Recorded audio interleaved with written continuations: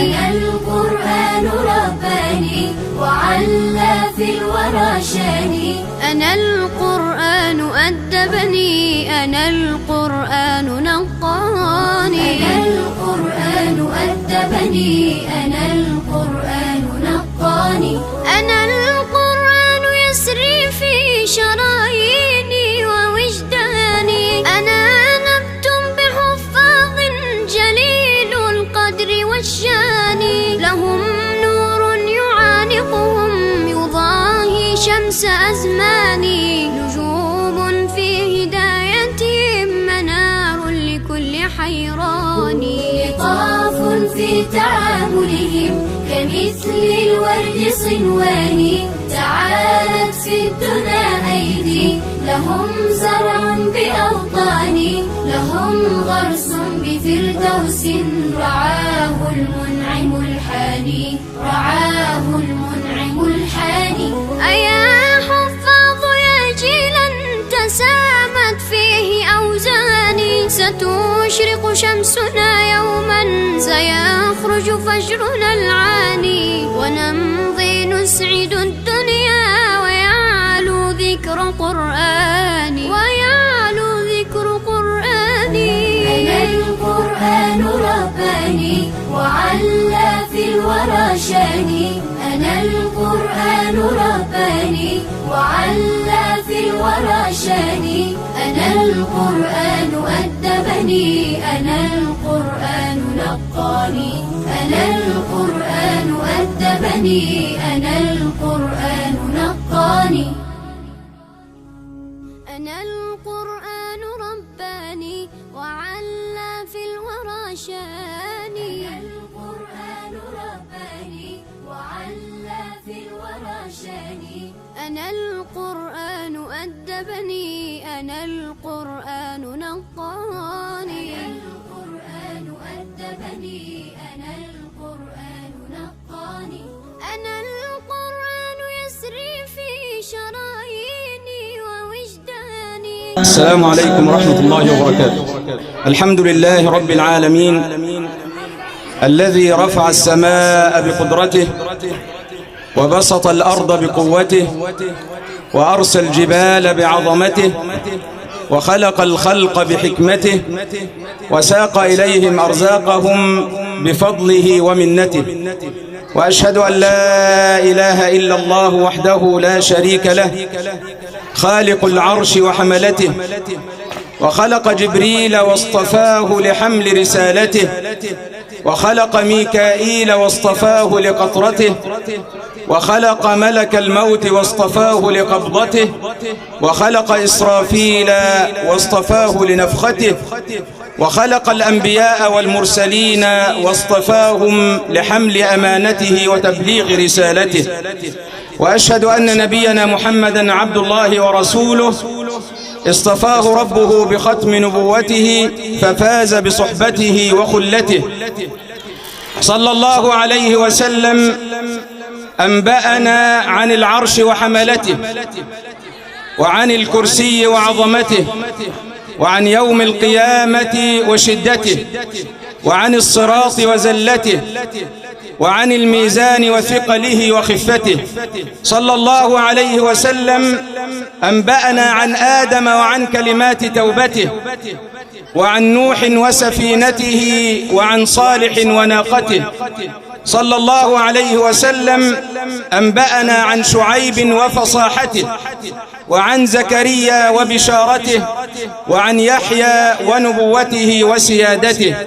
صلى الله عليه وسلم أنبأنا عن يوسف وإخوته، وعن آل بيته وقرابته وصحابته، فأنبأنا عن أبي بكر ورقته، وعن عمر وقوته، وعن عثمان وعفته، وعن علي وشجاعته. وأنبأنا عن نفسه وأن الكل يوم القيامة تحت لوائه وشفاعته. يا آل المصطفى لنا في حيكم قمر، له الحصى ناطق والبدر منقسم. المصطفى البشير له أسماء أربعة، محمد أحمد هاد ومعتصم.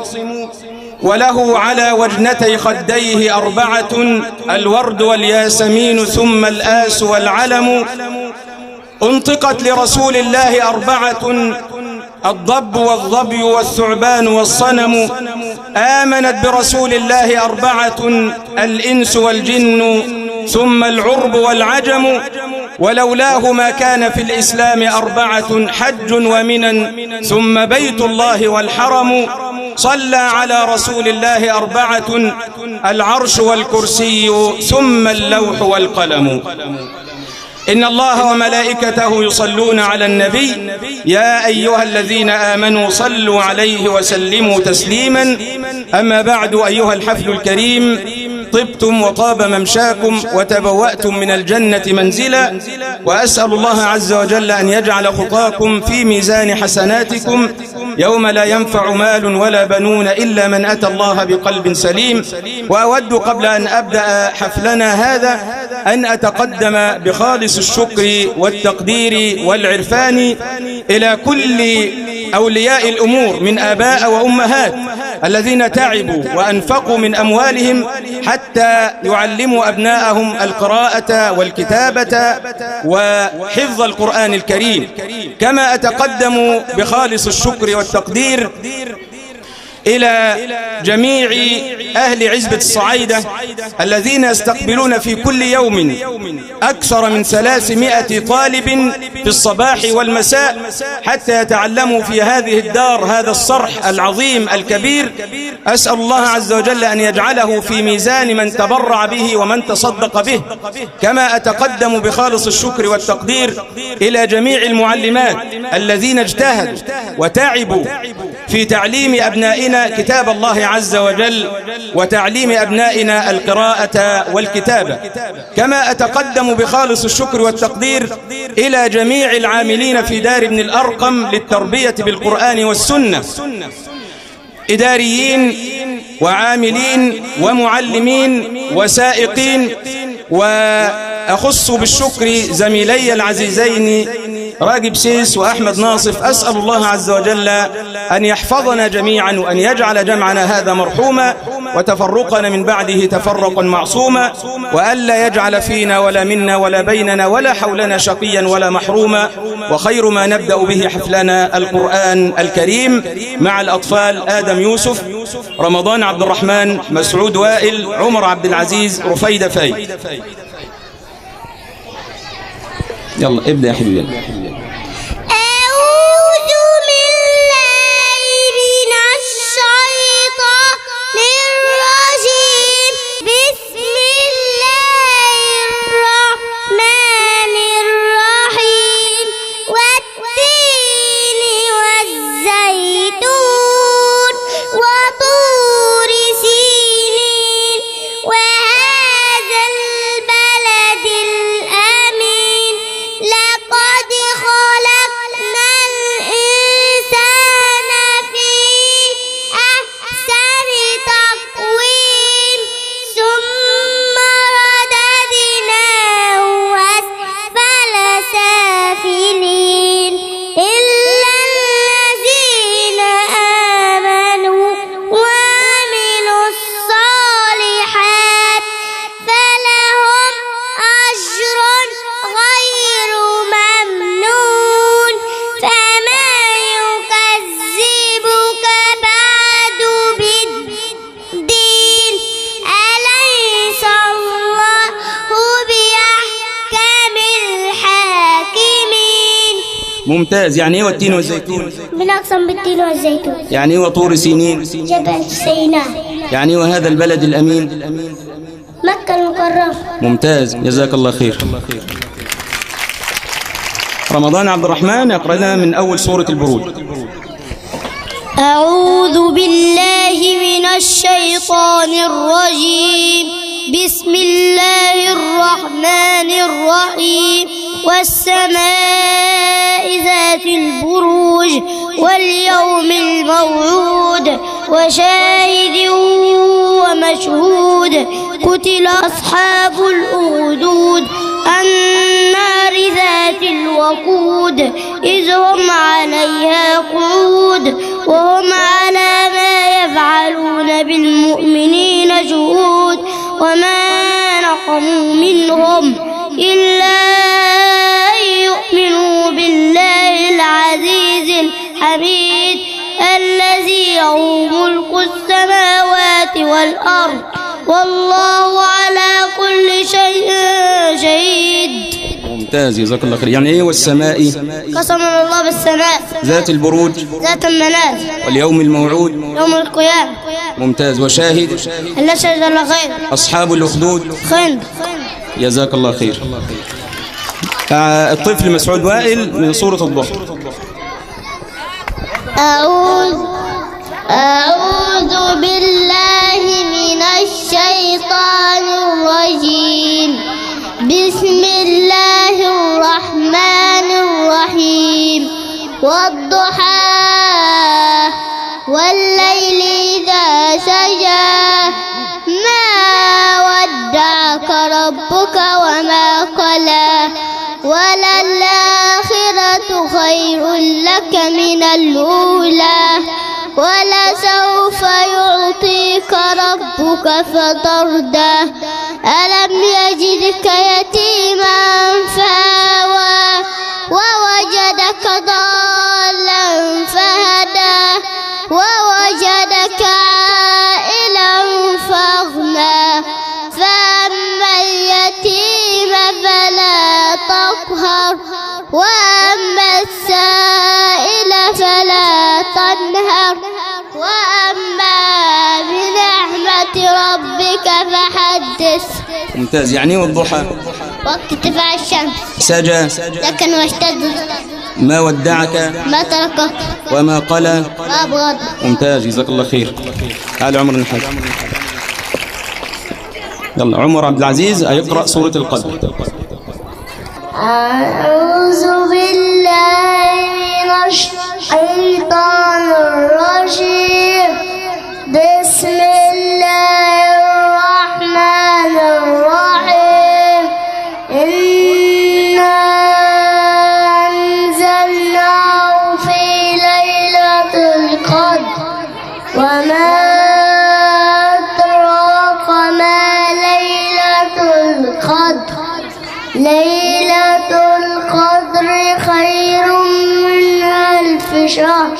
تنزل الملائكة والروح فيها بإذن ربهم من كل أمر. سلام هي حتى مطلع الفجر. ممتاز. يعني ايه أنزلناه؟ كلام كريم. ممتاز. ليلة القدر شرف العظيم ليلة القدر. ممتاز. الروح يمين عليه السلام. سلام هي السلام. جزاك الله خير. ممتاز. يلا رفيدة فايدة تقرأ سورة الماعون. أرأيت الذي. أعوذ بالله من الشيطان الرجيم. بسم الله الرحمن الرحيم. أرأيت الذي يكذب بالدين فذلك الذي يدع اليتيم ولا يحض على طعام المسكين فويل للمصلين الذين هم عن صلاتهم ساهون الذين هم يراءون ويمنعون الماعون. ممتاز. يعني ايه أرأيت؟ عرفت. يكذب الدين الحب قيامة. ممتاز. يعني ايه يراءون؟ الرياء. ممتاز. يعني يمنعون الماعون؟ ليس دون غيره. ممتاز جزاك الله خير. والآن مع الفقرة الثانية فقرة الترحيب مع الأستاذ أحمد ناصر فليتفضل.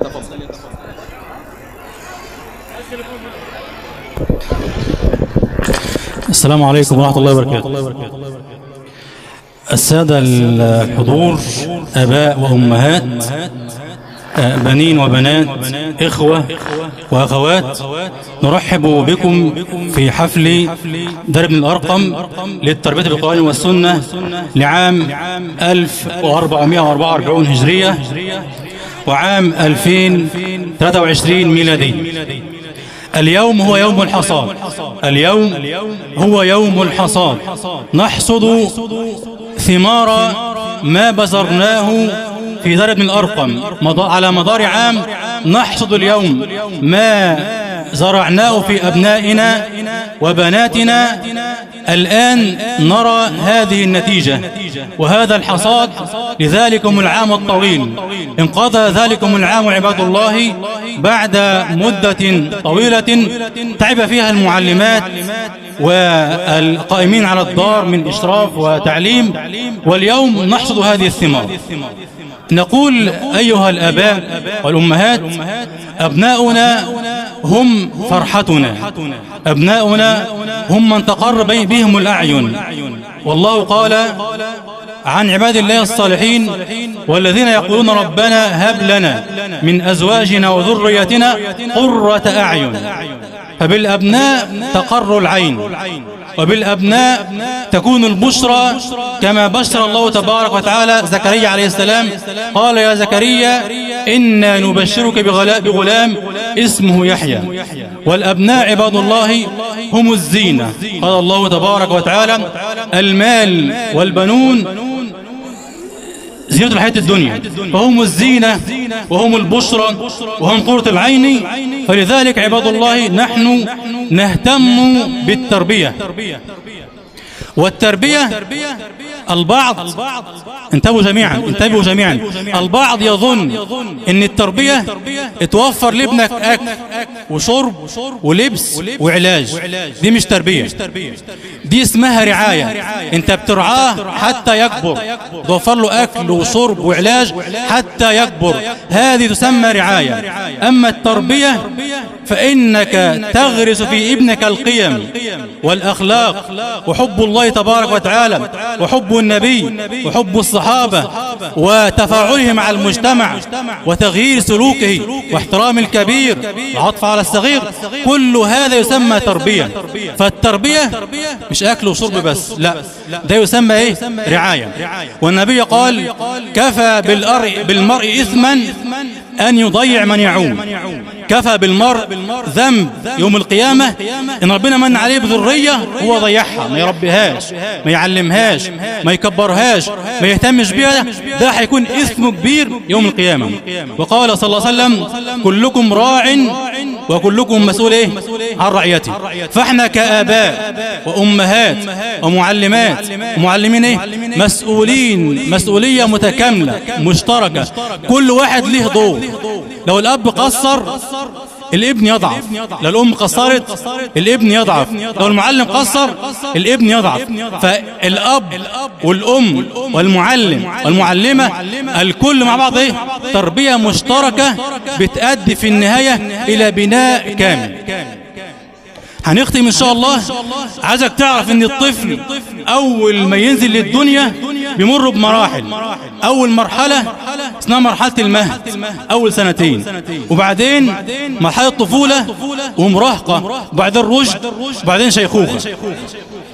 إحنا الآن في مرحلة تسمى مرحلة الطفولة الأولى. الطفل بيحصل عنده نمو في عقله ونمو في معرفته وعلومه ونمو في سلوكه ونمو في عقله وفي حركته وفي مجتمعه.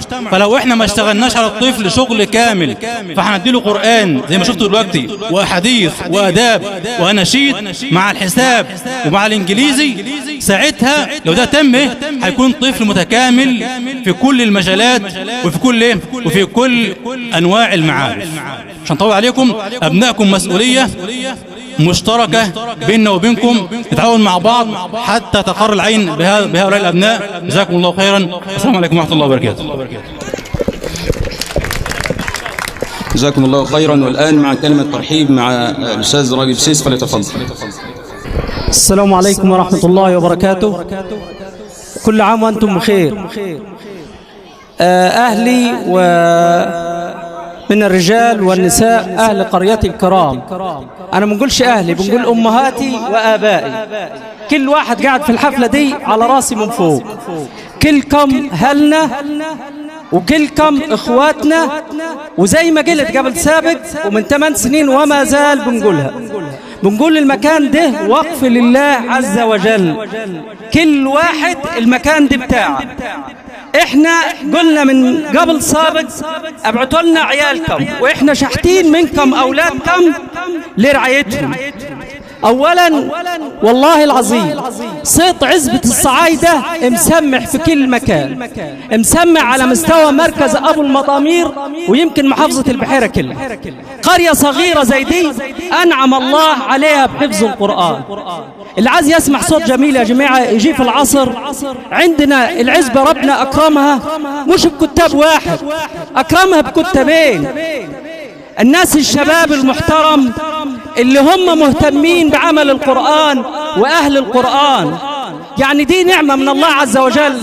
لو جيت من أول العزبة وانت داخل العزبة كده في العصر، فخر لنا جميعا انك تسمع دندنة القرآن في المسجد، وجينا نازل في العزبة من تحت تسمع دندنة القرآن في الكتاب ودار التحفيظ.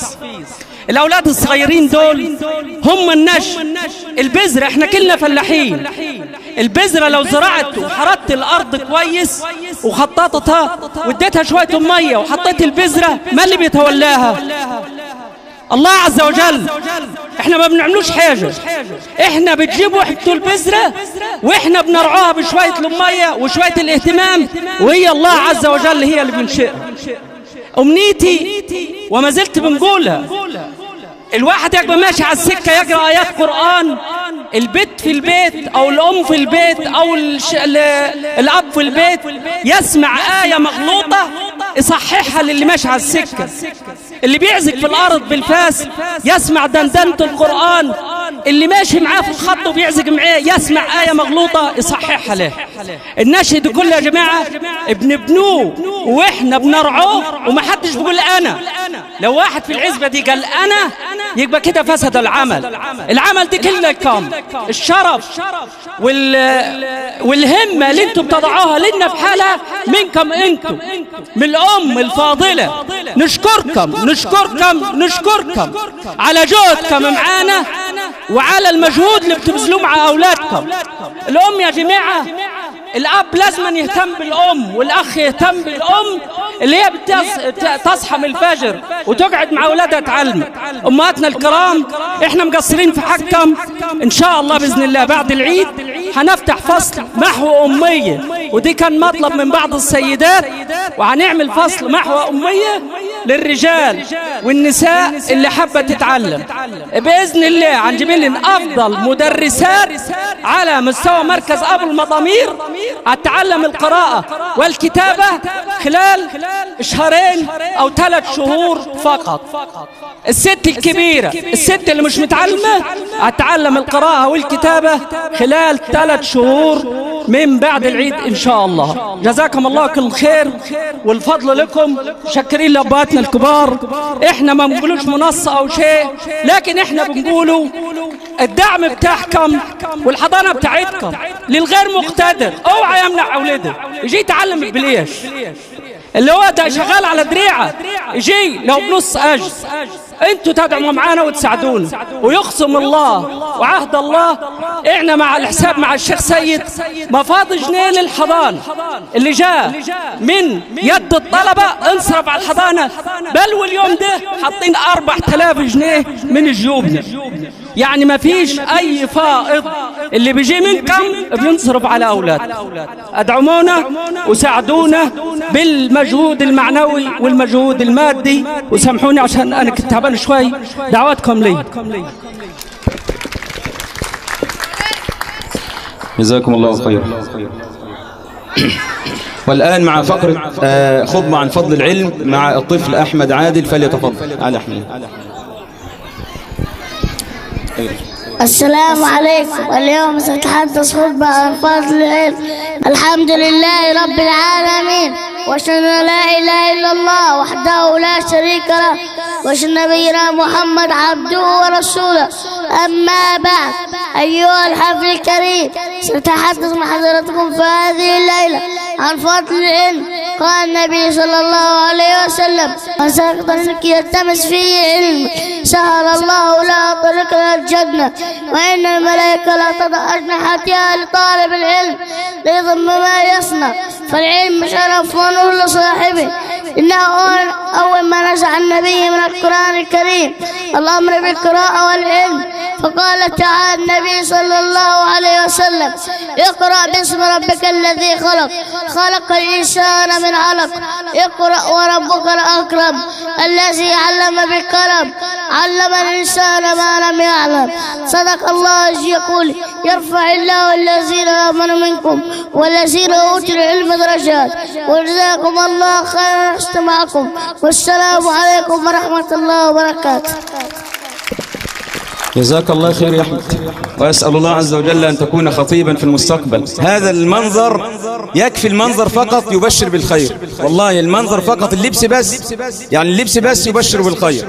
أسأل الله عز وجل أن يحفظه وأن يحفظ والديه وأن يجعله من أهل القرآن. والآن مع فقرة القراءة من المصحف، الأطفال: مازن صقر، آية إسلام، حبيبة خميس، فرحة أحمد، رحمة صلاح. تفضلوا. المصحف معكم؟ المصحف. تعالوا هنا حبيبي، تعالوا هنا، تعالوا هنا، تعالوا. المصحف فين؟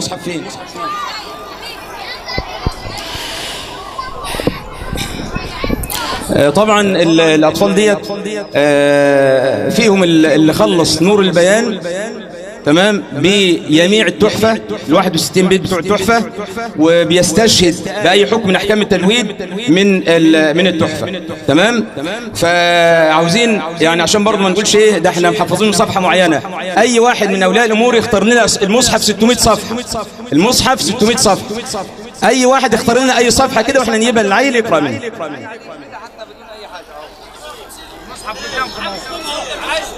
ماشي. صفحة كام؟ صفحة 200. لا لا لا لا لا لا لا، هات له 200، هات له 200 بدون أي اختيار. طيب ماشي ماشي، يلا اقرأ. أنا صور. اقرأ من أول الصفحة. لا قرب المايك. ايوه كده. ولو أن أهل الكتاب آمنوا واتقوا لكفرنا عنهم سيئاتهم ولأدخلناهم جنات النعيم. ممتاز. أن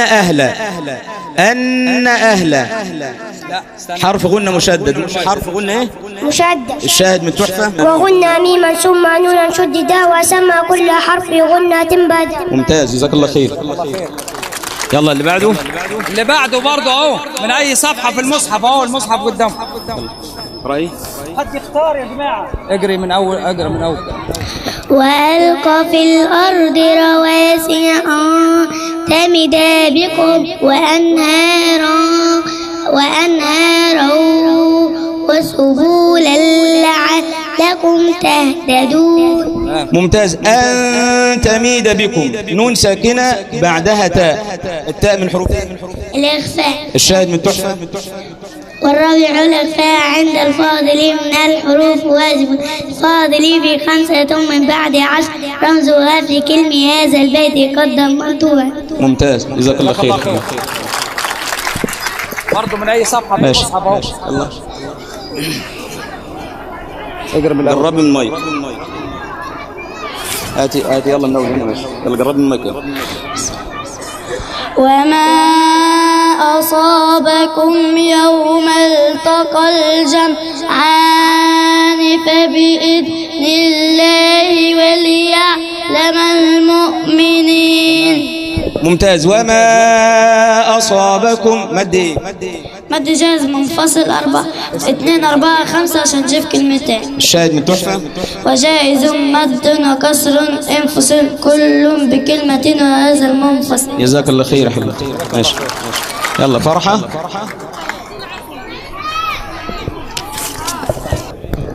وقال الله لا تتخذوا إلهين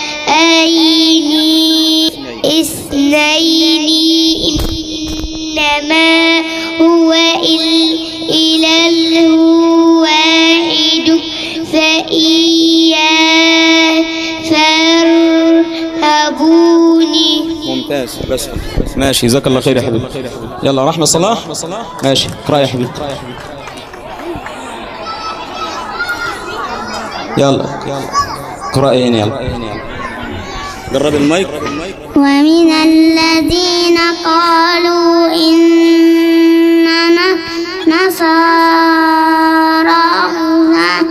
أخذنا ميثاقهم فنسوا حظا مما ذكروا به ممتاز ممتاز، جزاك الله خير يا حبيبي، جزاك الله خير.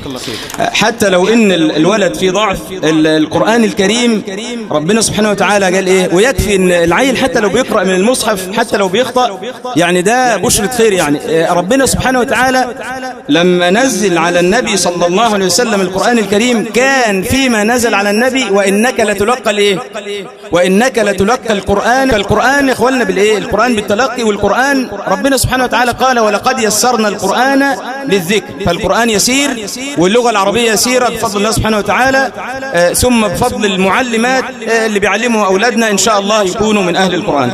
الآن مع فقرة القراءة بالحركات، فتح وكسر وضم، مع الأطفال آلاء عادل، شهد عمرو، جوري سامي أو جويرية سامي. فين؟ روح هناك يا حبيبي.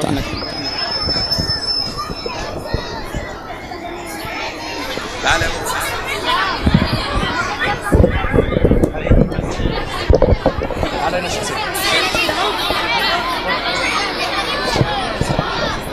تعال انت خليك على اليمين هنا. تعال يا اولاد، تعال يا اولاد. جويرية تعال هات كده المايك. طبعا الثلاثه دول لسه في تمهيدي حضانه، يعني لسه اول سنه في الايه؟ لسه اول سنه في الحضانه، فخلصوا الحروف بالحركات الايه؟ ثلاثه، فتح وكسر وضم.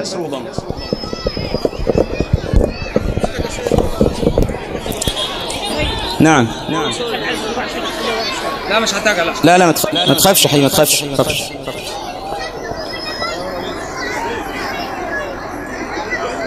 بص هنا.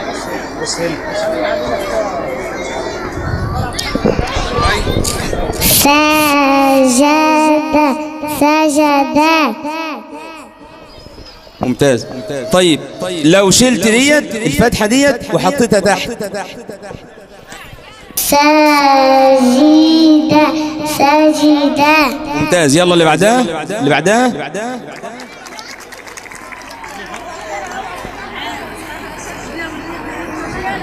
يلا اقرأي. عمل.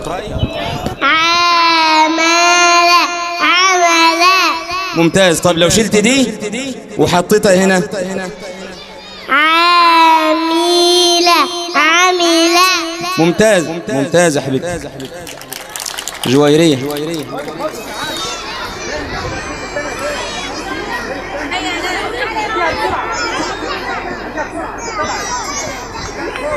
يلا اقرأي.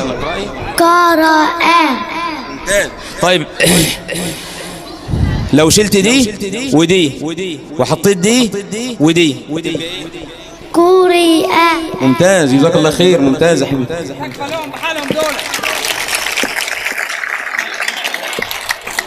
دي كلمات والله ما احنا محفظنا لهم، يعني دي كلمات انا كاتبها عشوائي كده يعني. تمام. الآن مع فقرة أذكار الصباح والمساء. الأطفال مصطفى محمود، أنس إسلام، رنا ناجي، ريماس رمضان، جانا سامح، حبيبة أحمد، رقية رجب، آدم حسام مستور، أمير سامي، ردينا أشرف.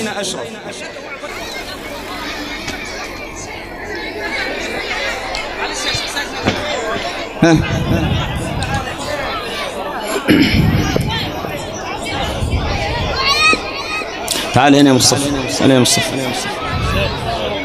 أنا الثاني واحد. يلا رنا تعالي يا حبيبتي. تعالي هنا. وقفي لي هنا يلا، وقفي لي هنا. ايوه وقفي هنا، ايوه وقفي هنا. ريعه ورا هناك، ورا هناك، ورا هناك، يلا ورا هناك. رماس رمضان فين؟ هات لي رماس. جنى سامح، جنى سامح ماشي. ها حبيبه احمد تعالي هنا حبيبي، تعالي هنا. ها رقيه رجب، ادم حسام مسطور، امير ردينا اشرف. نزل لي بس دي بس. يلا قول لنا ذكر. ماشي يلا. اللهم بك أصبح، بك أمسينا، بك بك نموت، إليك النشور.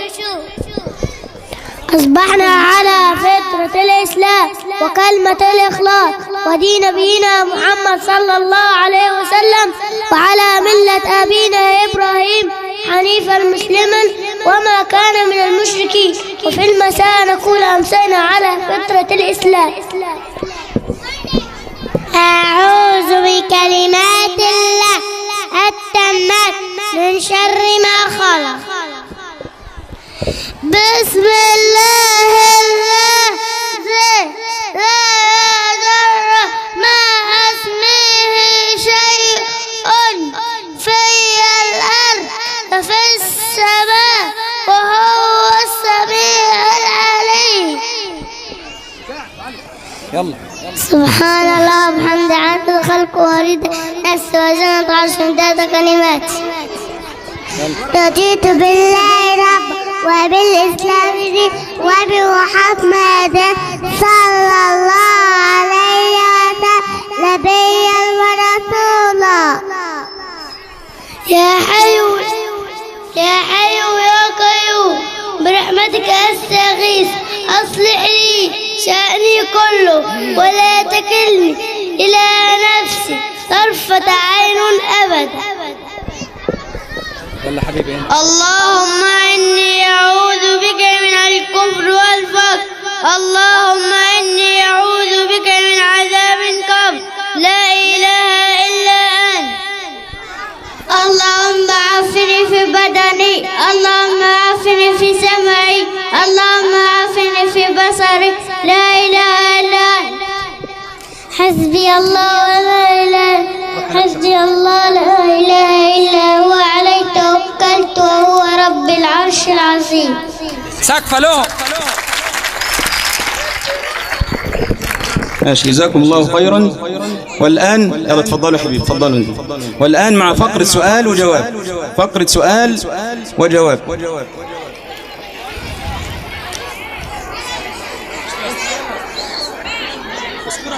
ايوه ماشي يلا. احمد ماهر، احمد ماهر، نورة حمدي، يلا اطلعوا بالترتيب يلا. احمد ماهر، نورة حمدي، صالح عبد اللطيف، ريم سعد،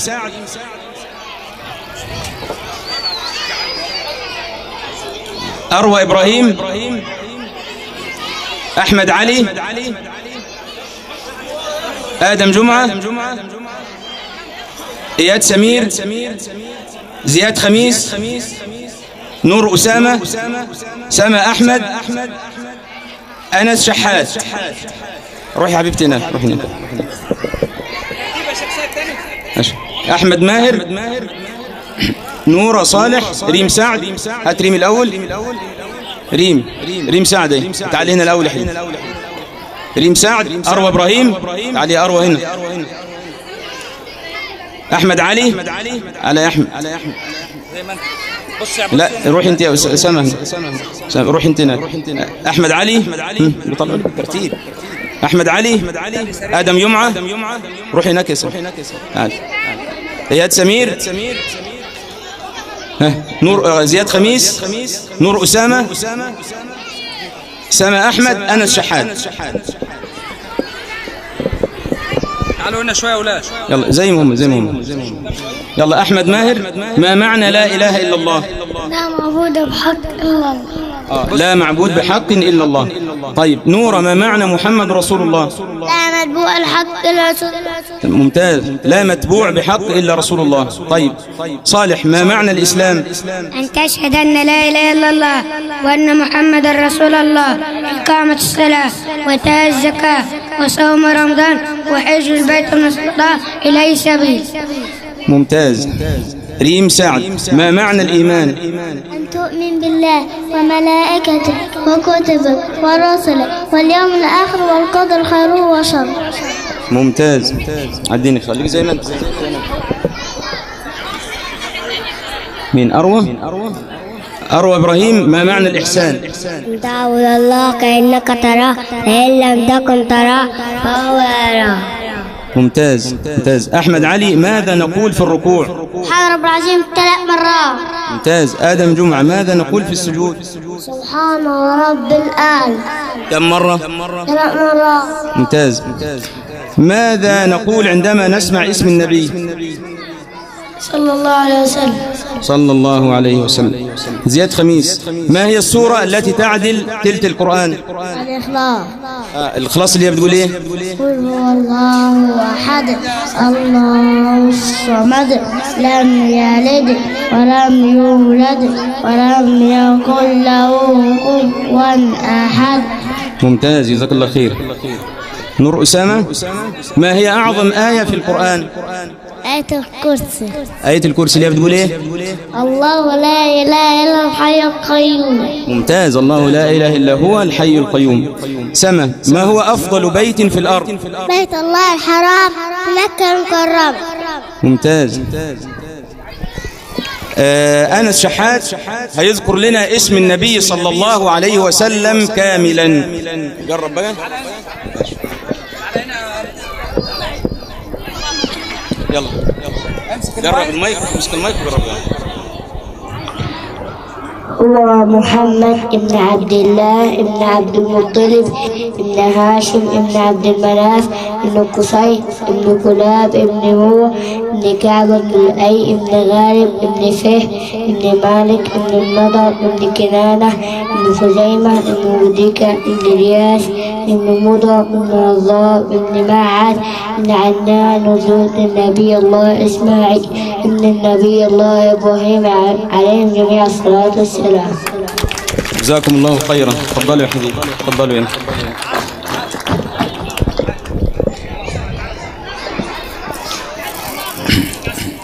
والآن مع فقرة الآداب. فقرة الآداب: إسراء غازي، أحمد عبد الحميد، حنين تامر، حنين عاشور، ريهام بشر. إسراء غازي، تعالي تعالي هنا. أحمد عبد الحميد، حنين تامر، حنين عاشور، ريهام بشر. يلا فقرة الآداب. إسراء غازي هتكلمنا عن آداب قراءة القرآن.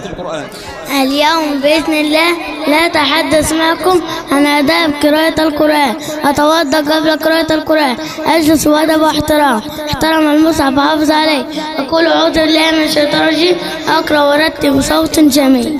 ممتاز ممتاز. طيب أحمد عبد الحميد كلمنا عن آداب الطعام والشراب. يوم بإذن الله تعالى سأتكلم عن آداب الطعام والشراب. 1. أغسل يدي قبل الأكل وبعد. 2. قبل الأكل أقول بسم الله وبعد الأكل أقول الحمد لله. 3. آكل بيمين وأشرب بيمين لأن النبي صلى الله عليه وسلم أمرني بذلك. 4. ولا عيب في الطعام ولا نفخ فيه لأن النبي صلى الله عليه وسلم نهاني عن ذلك. ممتاز ممتاز، جزاك الله خير. آداب الحضانة اتكلمنا عنه حنين تامر. اليوم بإذن الله تعالى نتكلم عن آداب الحضانة. 1. أذهب إلى الحضانة بدري وأتأخر. 2. ألقي السلام عدم لا الأبلة بوجه ممتاز. 3. رقد مع الأبلة وهي بتشرب. أكتب وأجيب نقوش حد إلا بيت. ممتاز ممتاز ممتاز يا حبيبي. حنين عاشور اتكلمنا عن آداب قضاء الحاجة. اليوم بإذن الله تعالى تكلم عن آداب قضاء الحاج. وأبدأ دخول الحمام بسم الله اللهم إني أعوذ بك من الخبث والخبائث، وبعد الخروج أقول غفرانك. أدخل برجل الشمال وأطلع برجل اليمين ولا أتكلم في الحمام. أقضي حاجاتي في المكان المخصص. أترك الحمام وأنظف. ممتاز، جزاك الله خير يا حبيبي. ريهام بشرى تكلمنا عن آداب زيارة المريض. اليوم بإذن الله تعالى سنتكلم عن آداب زيارة المريض. 1. إذا مرض أحد من زملائه أو جيرانه أو قريبه أذهب وأزور. 2. أختار وقت مناسب لزيارة المريض. 3. لا الجلوس عند المريض حتى يستريح. 4. أدعو المريض بالشفاء فأقول أسأل الله العظيم رب العرش العظيم أن يشفيه. جزاك الله خيرا، جزاكم الله جميعا خيرا. يلا ادخلوا يا حبيبي. والآن مع فقرة الأخلاق. أنس مسلم، محمد عاشور، دعاء حمادة. يلا وقفوا لي بالترتيب كده، 3 قدام، خليكم 3 قدام ترتيب. ممتاز. يوسف طه، أحمد عماد، مريم عيد. تعالنا حياد، تعالنا حياد ورا بعض كده، صف كده، صف كده، صف. تعال يا يوسف، تعال يوسف هنا، تعال ورا هنا، تعال ورا هنا، تعال ورا هنا. ايوه تمام. نور جلولة، عبد الله صلاح، اسلام منصور.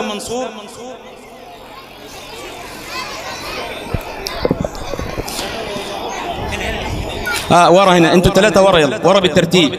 تعالوا هنا، تعال يا صلاح يا عبد الله، تعال هنا يا حبيبي. نور فين؟ نور جلولة فين؟ تعال يا نور، تعال هنا. بس يا حبيبي، بس يا حبيبي، بس يا حبيبي، بس. نور جلولة فين؟ عبد الله، اسلام. أنس ومحمد ودعاء هيكلمونا عن خلق الأمانة. بسم الله الرحمن الرحيم. إن الله يأمركم أن تؤدوا الأمانة لها. قال رسول الله صلى الله عليه وسلم ادوا الأمانة إلى من ائتمنك. ممتاز. طيب قصة الأمانة صفة المسلم. كان أحمد بيلعب فوجد مبلغا من المال فأعطاه المعلم ولم يأخذه. وبعد قليل جاء أنس وأخبر المعلم أن ضاع منه مبلغا من المال. فقالت له المعلم إن زميلك أحمد وجد ولم يأخذه فأعطاه لي. فقال لهم أنس جزاكم الله خيرا على أمانته. ماشي، ممتاز. دعاء حمادة، التطبيق العملي استفدت ايه من الآية والحديث والقصة؟ أنا أكون أمين أما نلاقي حاجة أقع في الأرض زرنا الدهب خدها عشان دي أمانة معايا ونشكر الناس على فعل نقول لهم جزاكم الله خير. ممتاز ممتاز يا حبيبي. يلا انزلوا يلا. يوسف طه وأحمد عماد ومريم عيد يكلمون عن خلق الرحمة. قال الله تعالى وما أرسلناك إلا رحمة للعالمين. قال رسول الله صلى الله عليه وسلم ارحموا يرحم الرحمن. ممتاز. قول لنا يلا قصة الراجل العطشان. أنا أتحدث لكم عن قصة الراجل العطشان. أما في الصحراء قال يا رب نشرب، رب نشرب. أما بركب منه شرب منه وطلع على قلبي فرح الباشا. نزل قال جسمته ملا مية وملا مية يا رب وطلع شرب. ربنا دخل الجنة عشان هو شرب الكلب. ممتاز. ربنا دخله الجنة عشان ايه؟ شرب الكلب، ربنا غفر له دخل الجنة. طيب استفدت ايه؟ التطبيق العام استفدت ايه يا مريم؟ أرحم الناس والحلوات والطيور ونساعد. ممتاز. أنا أرحم الناس والحيوانات والطيور وأساعدهم. يلا جزاكم الله خير. ادخلوا يا حبيبي يلا. نور جلولة، عبد الله صلاح، اسلام منصور كلمونا عن خلق حفظ اللسان. تعالوا قدام يلا. يلا قولي الآية والحديث. بسم الله الرحمن الرحيم. ما يلفظ من قول إلا لديه رقيب عتيد. قال رسول الله صلى الله عليه وسلم امسك عليك اللسان. ممتاز. عبد الله صلاح كلمنا عن قصة حفظ اللسان.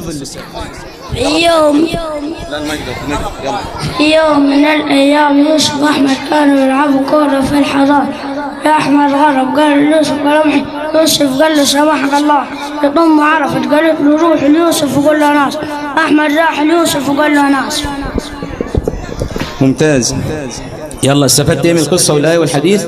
استفدنا نقول الصدق دائما سبب فوز بالجنة، شتمت حد نقول له أنا آسف. جزاكم الله خيرا.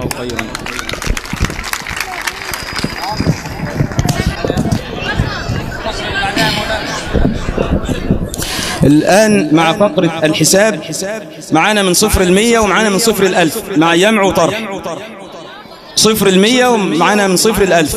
محمد عادل، حنين حمادة، روان فضل الله، ريان إبراهيم، معاذ شحات.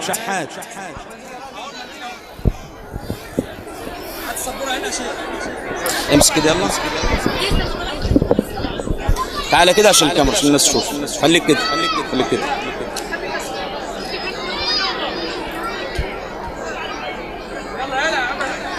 من 0 ل 100 اختاروا لنا رقم. يلا اي حد يختار رقم. طيب يلا 44 زائد. يلا حل وقول لي انت بتعمل ايه. 44. قرب المايك 44 زائد 33. هنحط الأربعة في دماغه والثلاثة على إيه؟ بعد الأربعة 5 6 7. اكتب 4 و3 عد بقى يبقوا كام؟ 7. اكتب 7. اكتب بخط كبير. ماشي ممتاز خلاص. طيب ودي 77. طيب اكتب كده يبقى الرقم 77. لا عاوزك تقرأ لي كده. تعالى كده خليك بعيد. اقرأ لي الرقم اللي فوق واللي تحت واللي يمالي كام. 44 زائد 33 تساوي 77. ممتاز يا حبيبي ممتاز. يلا اللي بعدها. امسكي كده جربي المايك. علي الصوت.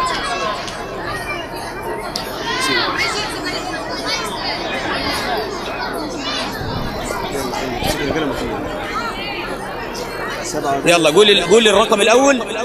اسمع الاول سيب المايك قول الرقم الاول. تعالي كده قول الرقم الاول وبعدين تحليه. 47 ناقص 33. ممتاز. يلا شوفي يساوي كام. اكتبي قولي وانت بتكتبي. 7 ناقص 3. سيبي كده احسن. 7 ناقص 3 تفضل 4. ممتاز. تفضل 4 اكتبي. ممتاز. وديت 4 ناقص 3 يساوي كام. يساوي 1. يساوي 1. اقرأي لي بقى الرقم اللي فوق والرقم اللي تحت والإيمالي كام. 47 ناقص 33 يساوي 14. ممتاز يساوي 14. ممتاز. يلا هاتي حبيبتي ادخلي يلا.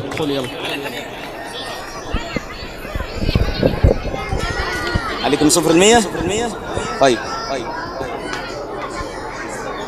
5 و60 زائد 22. يلا قول الرقم الأول وبعدين حل. قول الرقم الأول. 65 زائد 22 يساوي كام بقى. يلا يساوي 5 ونقنا الاثنين على دينا 5 6 7. ممتاز. اكتبي يلا. اكتبي بخط كبير. لا فوق فوق ايدي بخط كبير.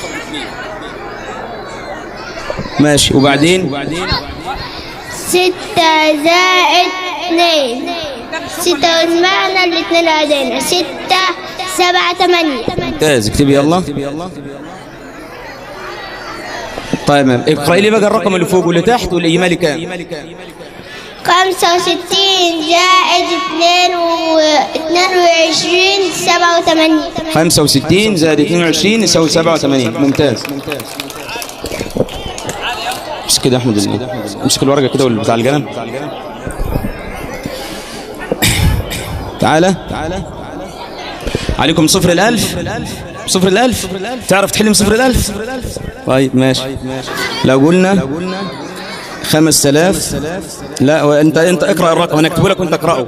خلاص 622 زائد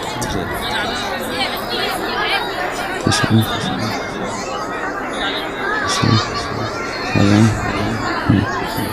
يلا اقرأ لي الرقم وحل. اقرأ الرقم. لا تعالى كده، تعالى كده. اقرأ الرقم بقى وبعدين.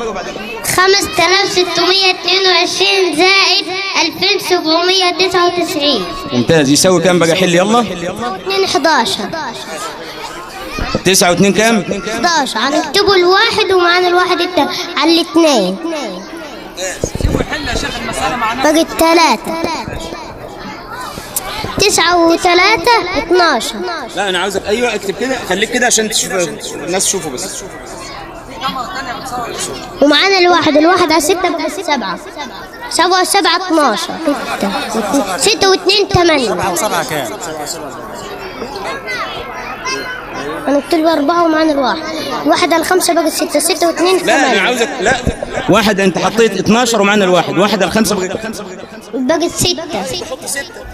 اهي ممتاز. 6 وبعدين 6 و2 8. اقرا بقى الرقم كله على بعضه والناتج بتاعه كام؟ 5622 زائد 2779 8422. كام؟ ده كام؟ 8421. ممتاز.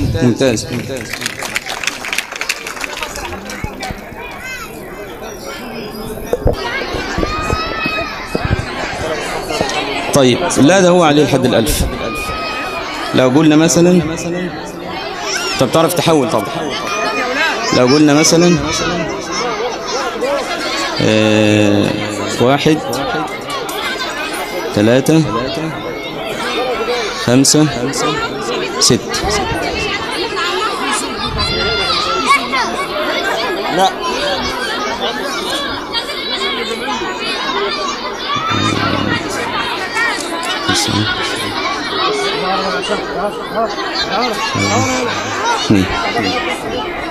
يلا حل كده. قول لي الرقم، اقرأ الرقم الأول وبعدين حل. 6531 ناقص 2790. يلا حل بقى وقول لي هتعمل ايه. الصفر ما يستلفش من تحت، هو الواحد. 3 نقص منها 9 ما ينفعش. روح استلف من دي 1. دي تمت 4 ودي تمت 13. عد من 9 ل 13 بقت 9 10 11 12 13. طلعوا 4. 7 نقص من 4 نقص منها 7 ما ينفعش. دي تمت 5 دي تمت 14 بقى 7 8 9 10 11 10 11 12 13 14. طلعوا 7. 2 ل 5 بقى 2 3. 3741. ايه عمال يحط على الصفر وعلى الواحد. تعرف تعملها؟ اطلع حلها لي بقى. انا هحسب لك الناتج وانت تطلع حلها. احنا ان شاء الله معانا جايزة حلوة في اخر الحفلة، يعني في مفاجأة حلوة ان شاء الله في اخر الحفلة. والله فخر لنا عيال صغيرين زي دول ياخدوا ناتج بالألف ويطلعوه حساب ناقص وزائد. وبرضك احنا مش ناسيين الطلبة اللي عندنا دخلوا ثانوي عام وجابوا مجاميع عالية. ان شاء الله هيكون لهم تكريم خاص، ولو اولياء امورهم بس هتكون في حفلة القرآن الكريم آخر السنة، عشان نستنوا اللي معانا في الثانوي العام إن شاء الله. نأمل إنهم يخشوا كلية الطب بإذن الله. هنستنوا برضك تكريمهم معانا في حفلة القرآن الكريم. مش هننسوا دعم أي طفل في القرية. أطفال القرية، أنا ابني لو ما جابش مجموع خالص هو ابني، وابنك أنت لو جاب الأول هو ابني. أبناء القرية كلهم أبنائهم، وهنهتموا بيهم كلهم زي بعض. كلنا زي ما قلنا كلنا عزبة إيه؟ كلنا عزبة إيه؟ مبروك عليكم أطفالكم وأولادكم. وعايزين برضك النسوان كده يجوا يدونا زغرطة حلوة في الآخر كده، والله دلوقتي يا ريت.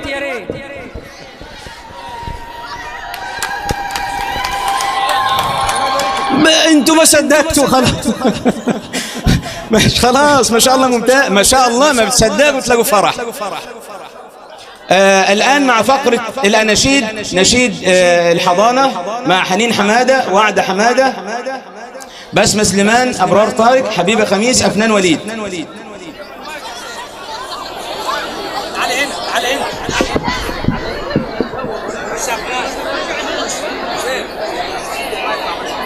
ماشي ماشي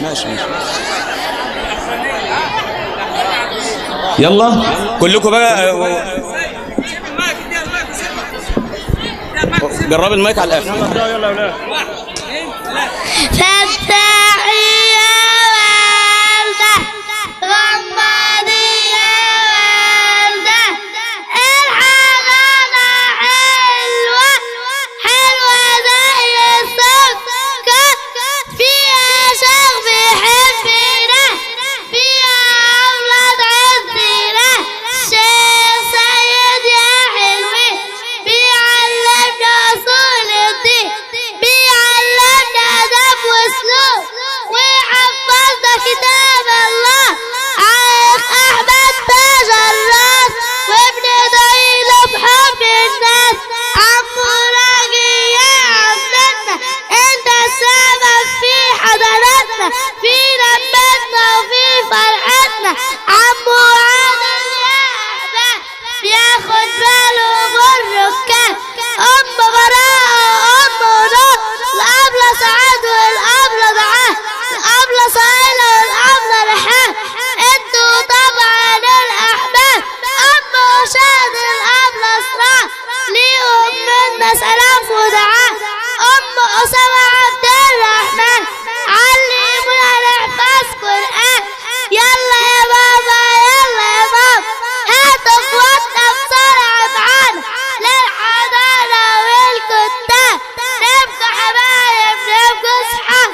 كان معكم أولاد حضانة دار ابن الأرقم للتربية بالقرآن والسنة تحت إشراف الشيخ سيد أبو زيد والشيخ أحمد ناصر والعمدة راكب سيد. والسلام عليكم ورحمة الله وبركاته. ماشي جزاكم الله خير يا حبايبي.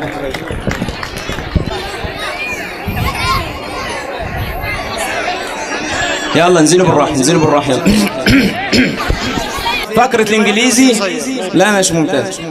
فقرة الإنجليزي مع الأطفال حبيبة صبري، منا كرم، عمر صبحي، سلمى سليمان، علاء إبراهيم، يوسف مهنا، سيدة مصطفى، منا محمد فرحات، أحمد صبري، محمد إبراهيم جوية، محمد إبراهيم سلطان، يوسف حمادة، زياد إبراهيم، زياد ربيع، محمد خيري، رؤى فاروق، نور أسامة، سيدة فايد. يلا تعالوا كده يلا تعالوا كده يلا.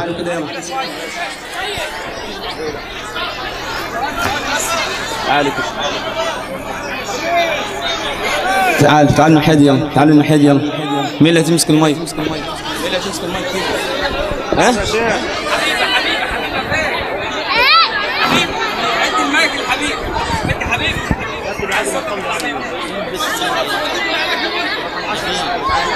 تعالوا هنا، هاتوا مرة هاتوا من ناحية يلا، هاتوا من ناحية. تعالوا يلا حبيبي.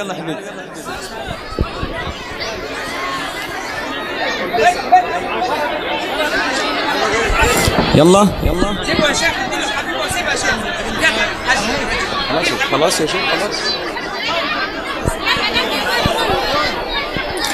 ها يلا تعالوا هنا، تعالوا ورا، تعالوا هنا يلا، تعالوا هنا، تعالوا يلا، تعالوا يلا، تعالوا ورا يلا. لورا طول كله بقى بصوت عالي. يلا نبدأ يلا. أول يلا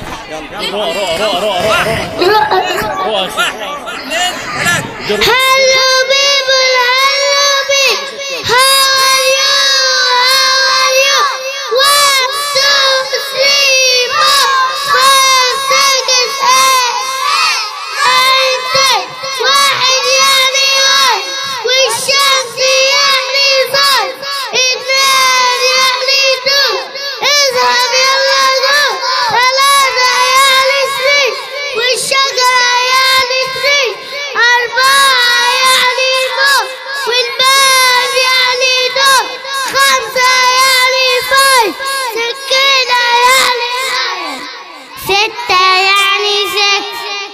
دوج يعني بوكس. 6 يعني 7.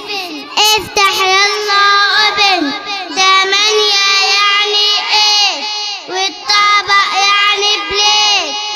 9 يعني 9 والخط يعني لاين. 10 يعني 10 والقلم يعني بن. A B C D F G H I J K L M N O P Q R S T U X Y Z. ممتاز، جزاكم الله خيرا. يلا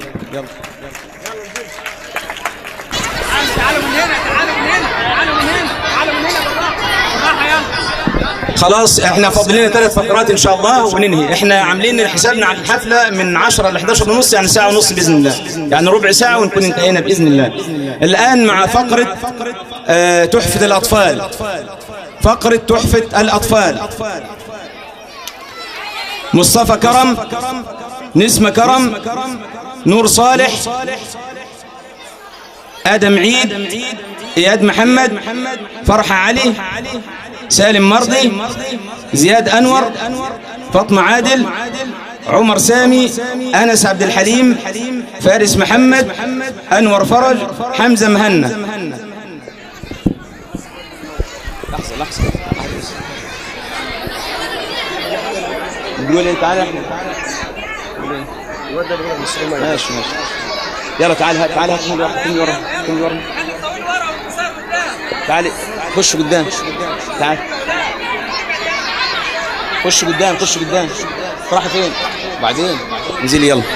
يلا نبدأ من أول يقول راجي. يلا نبدأ. يلا 1 2 3.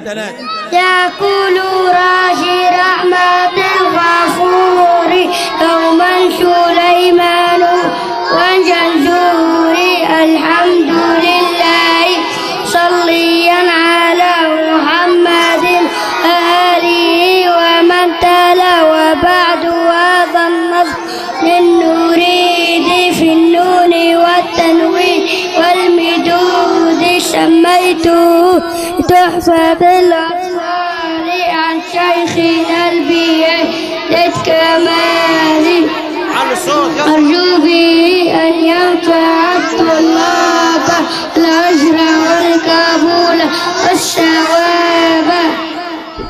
ممتاز، جزاكم الله خيرا.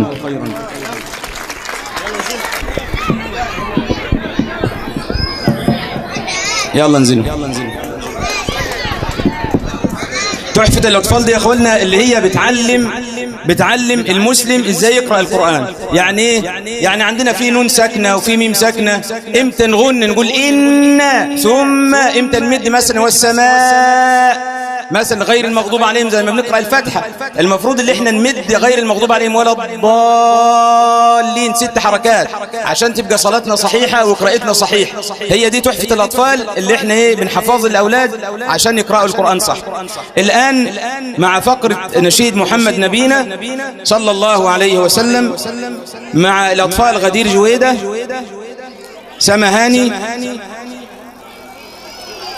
هدى شريف، شروق ماجد، هيدي عبد اللطيف، منى يمعة، يوسف منصور، مريم بش، محمد مراجع، نور محمد، إبراهيم رضا، عبد الله عصام، إبراهيم طارق، باسم سليمان، عبد السلام سمير، إيمان السيد، آدم عبيد، تسنيم أحمد، نسمة ربيع، عمر أدهم، آية عماد.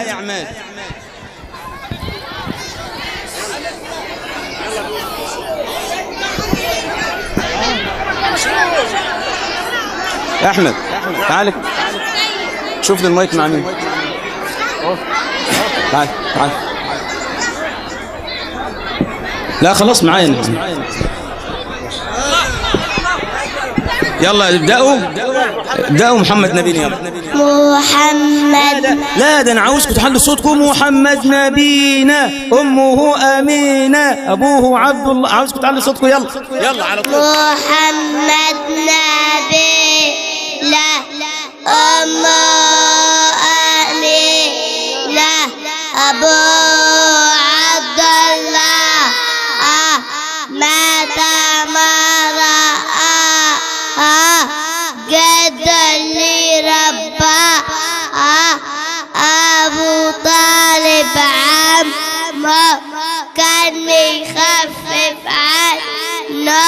ستنا حليمة مرضعة نبيلة كانت لما تقابله تجري عليه الله جانا الفرح جانا ممتاز. يلا تاني. جانا الفرح. جانا الفرح جانا السعد جانا اتولد في مكة ومات في المدينة صلى الله على مسلم صلى الله على مسلم صلى الله على محمد صلى الله عليه وسلم.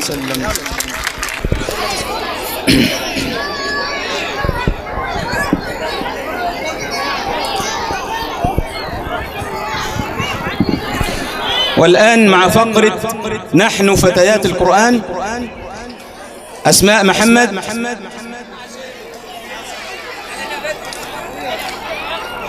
يلا فقرة نشيد نحن فتيات القرآن. بعد الفقرة دي مباشرة فقرة الكعبة والذبيح. في خرفان جاي دلوقتي. لا ده على طول الخرفان بس بيحضروا فيه. أسماء محمد، أفنان وليد، أسماء سامح، منار لطفي، جانا محمد، جودي عماد، أسماء عماد، رؤيا سعد، أسيل شريف، جانا علي، أبرار طارق، شمس مساعد، ريتاج محمد. يا أحمد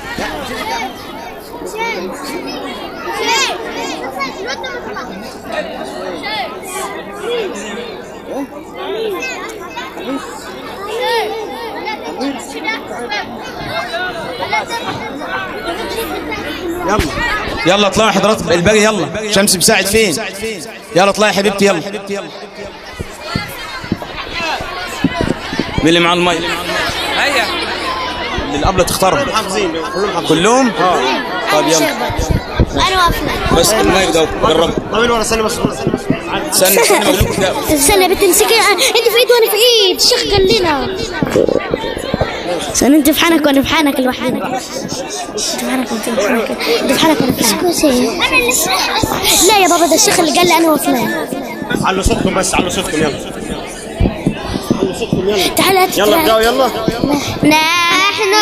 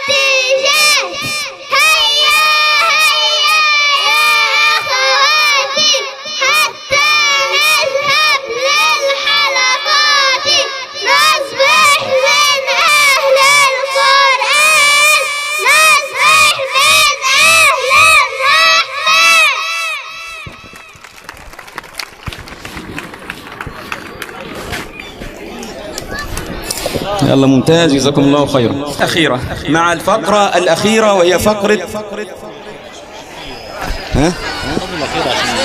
في مفيد في الأخيرة يعني ماشي. لا الفقرة الأخيرة في الفقرات يعني اللي هي فقرة الأضحية والحج. الأولاد يكلمونا إحنا بنذبح الأضحية ليه، وبعض الأولاد يكلمنا عن قصة بناء الكعبة الشريفة اللي بناها سيدنا إبراهيم عليه السلام، وكان معاه ابنه إسماعيل عليه السلام. وسيدنا إبراهيم عليه السلام يقولنا إحنا في موسم الحج وفي 10 ذو الحجة، إحنا في أفضل 10 أيام في العام، أفضل 10 أيام في العام هذه الأيام. واحد يقول لي دليل على ما الأولاد يطلعوا. واحد يقول لي دليل على إن أفضل 10 أيام في السنة، أفضل 10 أيام بلا نقاش هذه الأيام من يوم 1 ذو الحجة لحد يوم 10 ذو الحجة. إحنا النهاردة كم ذو الحجة الأول؟ 5 صح؟ النهاردة 5 ممتاز.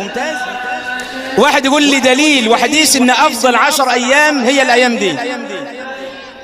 ها الايه؟ ماشي، ده اقسم بيها صح، والفجر وليال عشر ممتاز. ايه تاني؟ ما من ايام العمل الصالح فيها احب الى الله من هذه الايه؟ من هذه الايام. قال النبي يعني الأيام العشر. فواحد من الصحابة يا إخواننا، الصوت حضرات لو سمحتوا تكرمتوا الصوت. واحد من الصحابة قال للنبي إيه؟ ولا الجهاد في سبيل الله؟ قال ولا الجهاد في سبيل الله إلا رجل خرج بنفسه وماله فلم يرجع من ذلك بشيء، صلى الله عليه وسلم. احنا أفضل 10 أيام دي يا إخواننا هي الأيام اللي احنا فيه، والنبي صلى الله عليه وسلم قال فأكثروا فيهن من التحميد والتكبير والتسبيح والتهليل. طب في بعض الناس بيصوم، يستطيع الصيام يصوم، واحد يستطيع يقرأ القرآن يختم ختمة يستطيع يقرأ، واحد يستطيع يتصدق. كل دي أفعال خير يا أخوالنا. الأفعال الخير مش محصورة في بند واحد ولا في عمل واحد. يعني أحيانا واحد لما يقابل التاني في 10 أيام يقول له أنت مش صايم ليه؟ لا، الصيام مش مفروض. والتاني يقول له أنت ما بتقرأش قرآن ليه؟ لا، احنا عاوزين كل واحد ربنا سبحانه وتعالى يسر له عمل معين. كان سيدنا أبو موسى الأشعري بيصوم الصيف كله، يشوف اليوم الطويل ويصومه. كان سيدنا عبد الله بن مسعود كان نحيف البنية رضي الله عنه وارضاه، كان بيحب قراءة القرآن، كان بيقرأ قرآن، كان لا يستطيع الصيام لكنه كان بيقرأ الايه؟ كان بيقرأ القرآن. تمام؟ احنا في 10 أيام مباركة أقسم الله عز وجل بها في كتابه فقال والفجر وليال عشر، والفجر وليال عشر. قال ابن عباس الليالي العشر هي الأيام الأول من شهر ايه؟ من شهر ذي الحجة.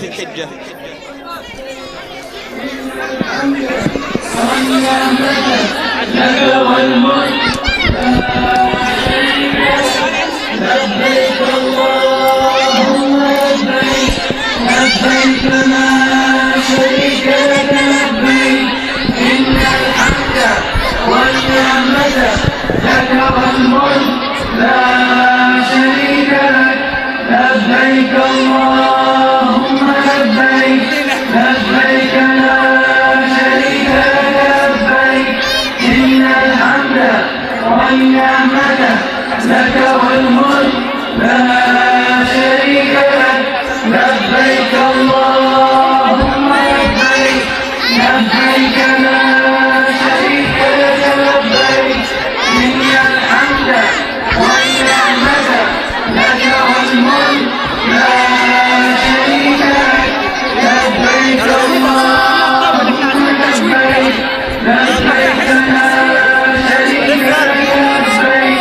إن الحمد لك والملك لا شريك لك لبيك اللهم لبيك لبيك لا شريك لك. العيال بالله عليك ما يعملوش دربكه بس ودوهم هناك.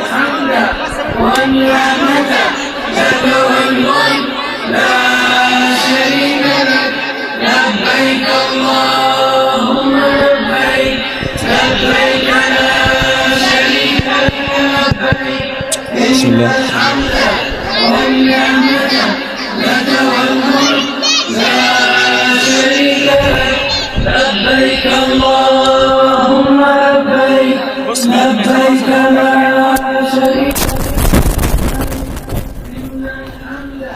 والنعمة لك والملك لا شريك لك انت شغل النشيد ثاني. لبيك اللهم لبيك لبيك لا شريك لك لبيك إن الحمد والنعمة لك والملك لا شريك لك لبيك اللهم لبيك لبيك لا شريك شريك لك لبيك إن الحمد والنعمة لك والملك لا شريك لك لبيك اللهم لبيك.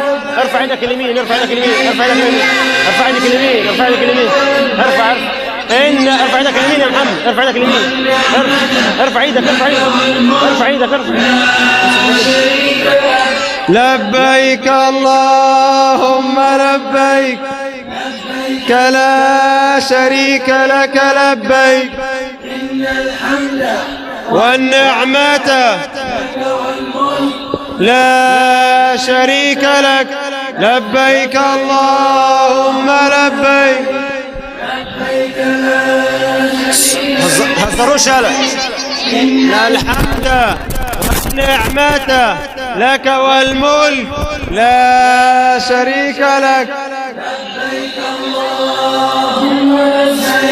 لبيك لا شريك لك لبيك إن الحمد والنعمة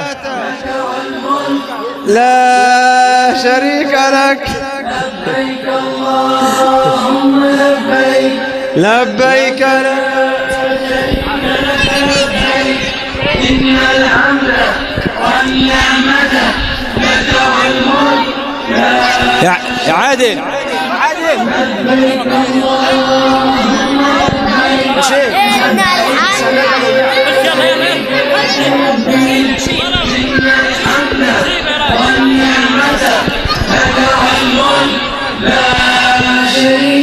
ممتاز. يلا تعالوا بقى نخلص الفقرة.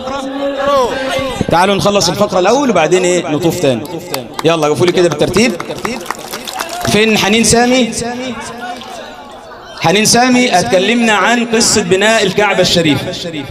والآن سأحكي لكم قصة بناء الكعبة الشريفة. الكعبة هي أول مسجد بني على وجه الأرض. أمر الله سيدنا إبراهيم ببناء الكعبة فاستجاب لأمر الله.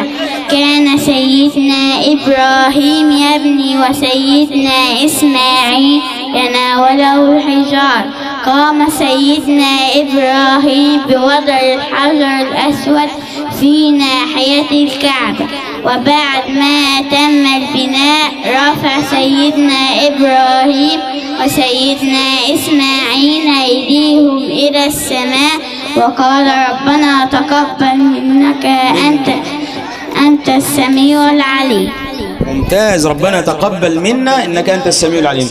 بصوا يا اخوانا، موضوع الكعبه بالكرتونه ديت في بعض العلماء نهى عنه. ليه؟ لان الكعبه ده مبنى مقدس، مع انه مبني بطوب عادي بس مبنى مقدس. تمام. لكن بعض العلماء تاني قال لما نعمل الكعبه من باب التعليم يائز، عشان ديت ايه برضو الكعبه دي مش مقدسه ولا حاجه، لان الكعبه بيت الله الحرام مقدس، الدعاء عندها مستجاب ومبنى مقدس، يعني لا يجوز معصية عندها ولا يجوز فعل شيء محرم عندها. لكن ديت من باب الايه؟ من باب التعليم فقط. دي من باب الايه يا اخوانا؟ من باب التعليم فقط. تمام. طيب زياد إبراهيم هيكلمنا عن فضل الحج وهو الركن الخامس من أركان الإسلام. السلام عليكم ورحمة الله وبركاته. اليوم سأتحدث معكم عن فضل الحج، هو الركن الخامس من أركان الإسلام، فرضه الله على المسلمين مرة واحدة في العمر. قال تعالى: ولله على الناس حج البيت من استطاع إليه سبيلا. قال رسول الله صلى الله عليه وسلم: الحج المبرور ليس له جزاء إلا الجنة. ممتاز. الحج المبرور ليس له جزاء إلا الإيه؟ إلا الجنة. تمام. طيب محمد عماد ومين؟ ومحمد ناجي ومحمد محمود، ريان إبراهيم. تمام. هتسمعونا ايه؟ سمعونا نشيد ذهب ابي يرعاه الله. يلا تعالوا هنا، تعالوا هنا. يلا لا قدام، لا قدام، لا يلا قدام. يلا ذهب ابي يرعاه الله، ذهب يحج لبيت الله، ذهب ابي من بين نور، ذهب يقيم الياقوت،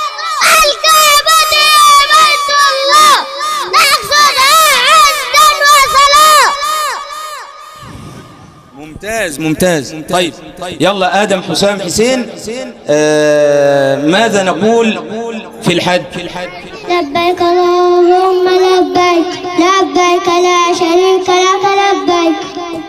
ممتاز. طيب فين فين آية إسلام؟ تعال يلا تعال ريان. ماشي روح الناحية الثانية يلا. احنا قلنا يا اخوانا احنا بنذبح الأضحية ليه؟ الأضحية سنة مؤكدة، الأضحية سنة وليست فرضا. تمام؟ احنا بنذبحها ليه؟ لأن سيدنا إبراهيم رأى رؤيا ان هو بيذبح ابنه إسماعيل، وابنه إسماعيل استسلم لأمر الله عز وجل وقال يا أبت افعل ما تؤمر. القصة دي ان شاء الله هنسمعها من الطفلة آية إسلام، هتحكي لنا قصة الأضحية. علي صوت البلد. رأى سيدنا إبراهيم عليه السلام في المنام أنه يذبح ابنه سيدنا إسماعيل، فقال له يا بني إني أرى في المنام أني أذبحك فانظر ماذا ترى. قال يا أبت افعل ما تؤمر ستجدني إن شاء الله من الصابرين. فلما استجابوا الأمر ربنا سبحانه وتعالى ربنا نزل لهم كبش من الجنة، فقام سيدنا إبراهيم وذبحه فداء لابنه سيدنا إسماعيل وفديناه بذبح عظيم. أرأيتم قلبا أبويا يتقبل أمرا يأباه، رأيتم ابنا يتلقى الأمر بالذبح ويرضاه، ويجيب الابن بلا فزع ما تؤمر أبتاه. لن أعصي لإلهي أمرا ميسي يوم مولاه، فاستل الوالد سكينا واستسقى ابنا لرضاه. وعشان كده احنا بنذبح الأضحية يوم العيد ونقول بسم الله الله أكبر. بسم الله الأكبر، كل سنة طيبين.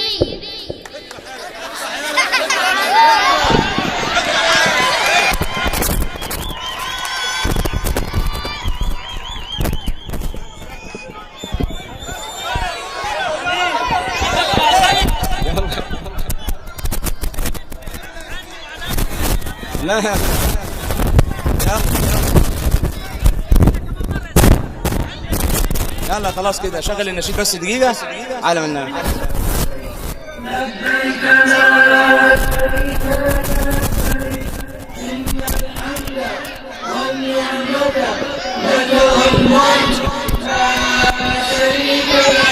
لبيك اللهم لبيك، لبيك لا شريك لك لبيك، إن الحمد والنعمة لك والملك لا شريك لك. لبيك شغال. لبيك لا شريك لك لبيك، إن الحمد والنعمة لك والملك لا شريك لك. لبيك اللهم لبيك، لبيك لا شريك لك لبيك، إن الحمد والنعمة لك والملك لا شريك لك. لبيك لا شريك لك لبيك، إن الحمد والنعمة لك والملك لا شريك لك. لبيك اللهم لبيك، لا شريك لك لبيك، إن الحمد والنعمة لك والملك. الأولاد تحت هياخد الشهادة الايه؟ يطلع ياخد الشهادة وياخد البالونه بتاعته واللعبه بتاعته. هنطول جو. عايز يستلم الشهاده، هو بيستلم الشهاده عايز نفتحهم تحت وخلاص. مش عايز تحت عشان العيال مش عايز يمشي. عايزين نرجو بس الهدوء والالتزام كده، والاولاد هنا والحضانه. طيب تمام ماشي. انا عاوز بس لمسه كده، يعني احنا السنه اللي عدت كان معانا ناس حاضرة معانا حفلة الحضانة وحفلة الكتاب، الله يرحمهم، وعلى رأسهم الرجل الطيب اللي استحملنا كثيرا عم مغيب.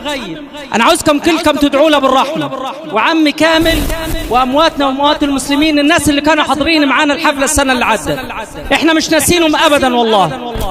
ادعوا لهم بالرحمة. والابن ابننا عمر كان نفسنا يبقى في الحضانة، لكن قدر الله وما شاء. ندعو من الله عز وجل أن الحفلة دي تكون صدقة لهم، وأي حد هيعمل صدقة جارية عن والديه أفضل صدقة هي تعليم العلم. إذا مات ابن آدم انقطع عمله إلا من ثلاث: صدقة جارية، أو علم ينتفع به، أو ولد صالح يدعو له. العيل الصالح اللي يدعو لكم هتلاقوه هنا في الكتاب ودار التحفيظ. العمل الصالح والصدقة الجارية هي دور التحفيظ والكتاتيب والحضانات. والعلم هو دي العلم النافع. دعواتكم بالرحمة للأموات، دعواتكم بالرحمة للأموات. ماشي يا شيخ سيد. وبنشكر برضك معانا الأستاذ إبراهيم سماعات، والأستاذ تامر الرجل المحترم اللي قام بالليلة دي بحالها والله. يعني هو أنا قلت له بس يا حاج تامر أنا عاوز تقوم لي بالليلة، وقام بيها على أكمل وجه، جزاه الله كل خير. ابننا تامر برضه، لا السماعات كلها تمام والله. والشباب المحترم اللي واقف في الحفلة دي، حفلتكم كلكم، وبتاع الفراشة ربنا يجازيه خير ويجعله في ميزان حسنات.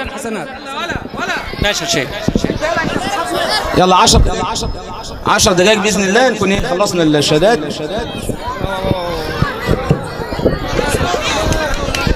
هنبدأ في تكريم، فقرة التكريم هنبدأ بالمعلمات.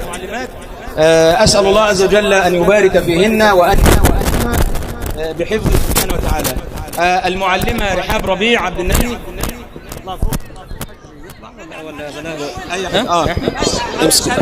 ماشي.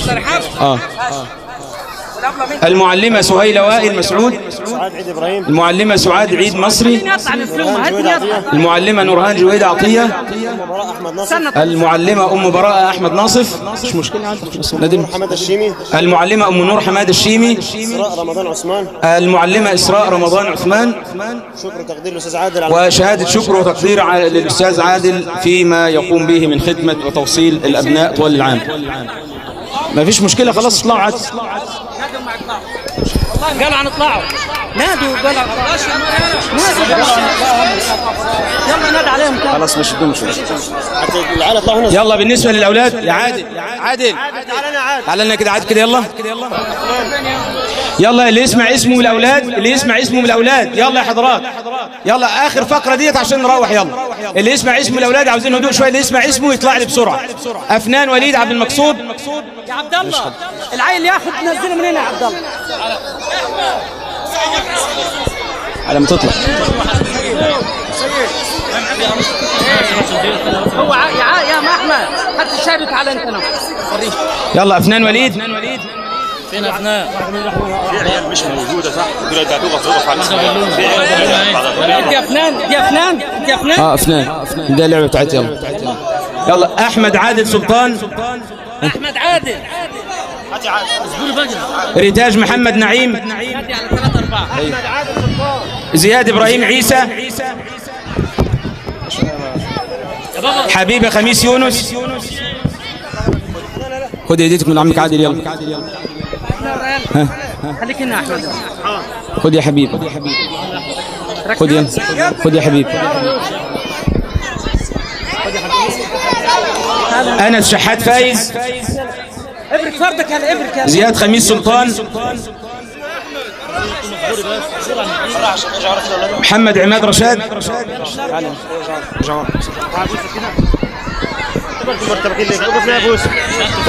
طب خد انت وخلي الشهاد معاك. انا الشحات. اديني بعدك الشيء. ماشي. يلا كل واحد انزلوا حضرات عشان تاخدوا هداياكم. يلا تعال يا ابو يوسف هنا.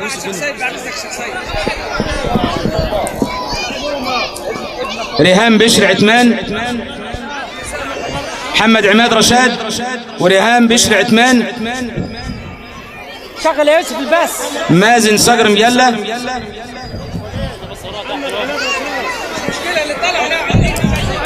بدر وائل مسعود. آية إسلام محمود. ماشي خد يا حبيبي. آية خد يا آية.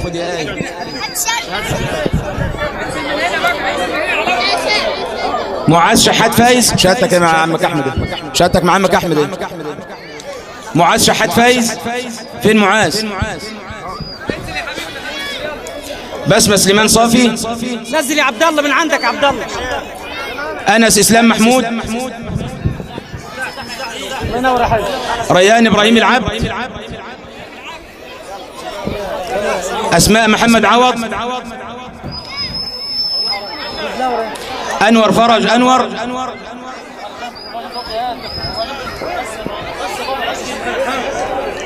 روان فضل الله معوض. يا احمد رحت فين؟ خد من الشيخ. خد يا أسماء.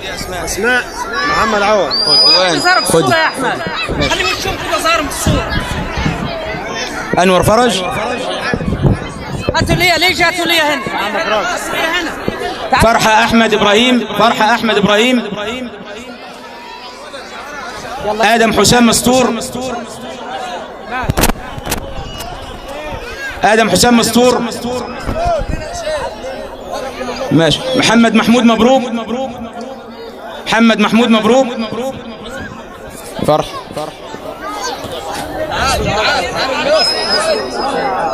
منا كرم هليل. انزل لسه ما نزلش عليه. منا كرم.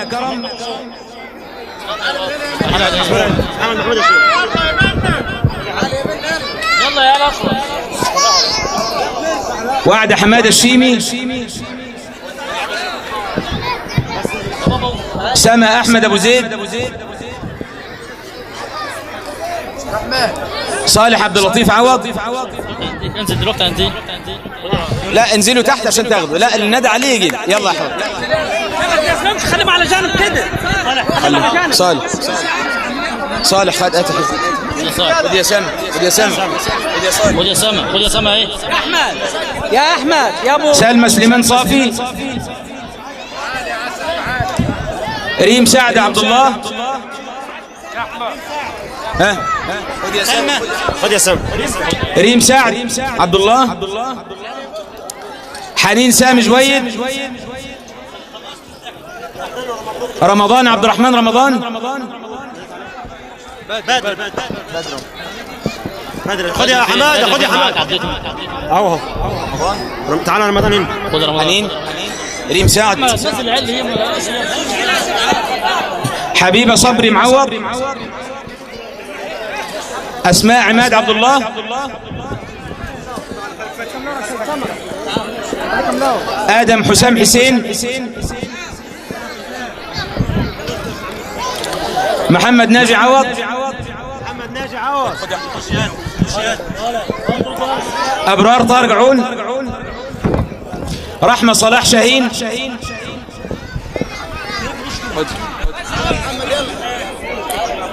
عبد الله ايمن عبد الله. هات لعب. هات لعب. هات لعب.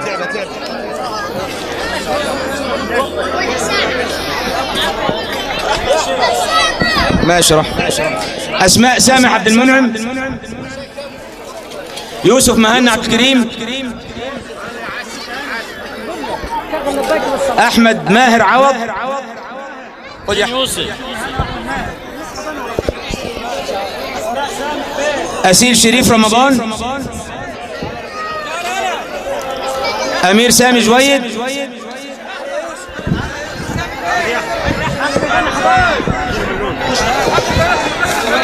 خلاص خلي عربي خلاص. يلا أسيل شريف رمضان وأمير سامي جويد. أسيل خد يا حبيبي. أمير سامي.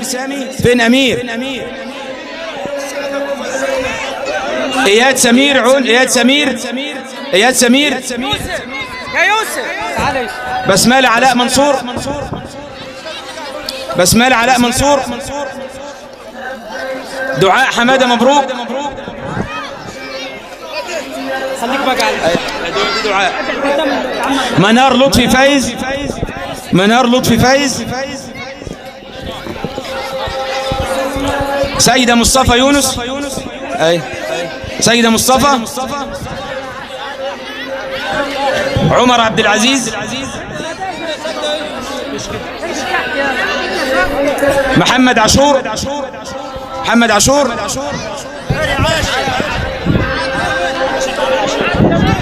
مسعود وائل. مسعود وائل. مصطفى كرم. مصطفى كرم.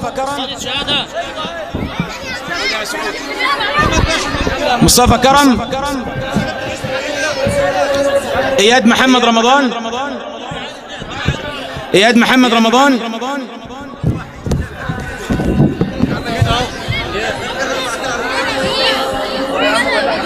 مين ما كانتش بس مصطفى كرم. مصطفى يومع فين؟ علاء إبراهيم. علاء إبراهيم.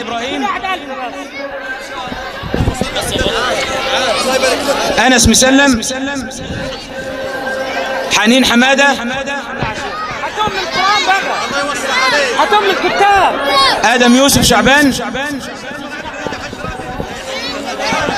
حنين حماده فين يا شيخ؟ دي خلينا تحت. آدم يوسف يا شيخ. أحمد عماد. يا حبيبي. جانا علي. جانا علي. أروى إبراهيم. أروى إبراهيم. حمزة مهنا. حمزة مهنا.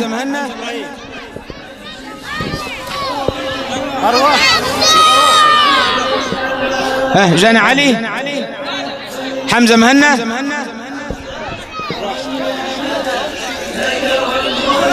رؤى فاروق. رؤى. ردينا أشرف. رؤيا سعد. رؤيا سعد. رؤيا سعد فين يا شيخ؟ رؤيا سعد. كده اللعبه بتاعتها البالونه اهي. رؤى فاروق. شمس مساعد.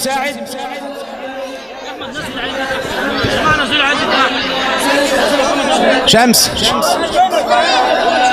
شمس مساعد. علي لسه معدي شويه. شمس مساعد. مريم عيد. مريم عيد. روى سعد. فين شهادتها فين؟ روى سعد. فين مريم عيد فين؟ تعالي يا مريم. روى فاروق. روى فاروق عدت. روى فاروق اهي. شمس مساعد. محمد فرحات. فارس محمد. محمد عادل. محمد عادل محمود.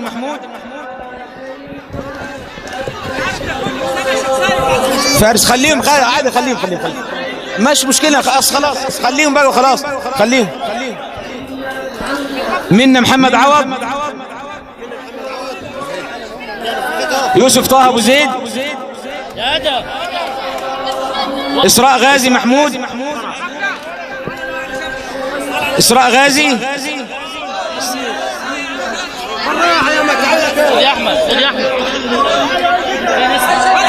نور أسامة. نور أسامة. خد عندك.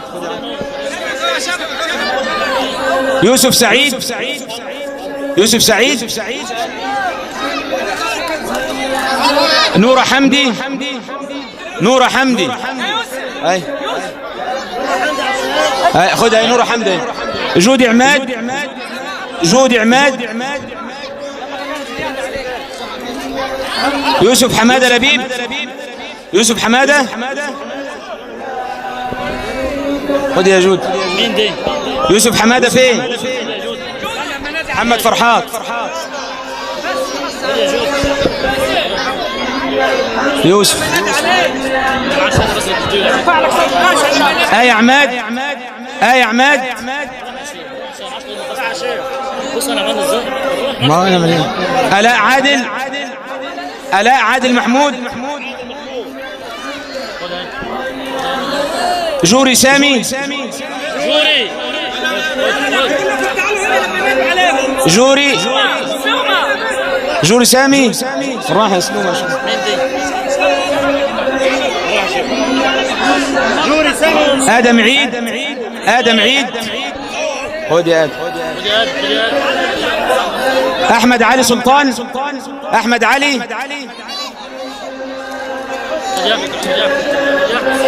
إسلام منصور. إسلام منصور. معلش يا جوري. هذا بس والله. تبع مين؟ تبع سامي منصور. أهو جوري. سيد جوري.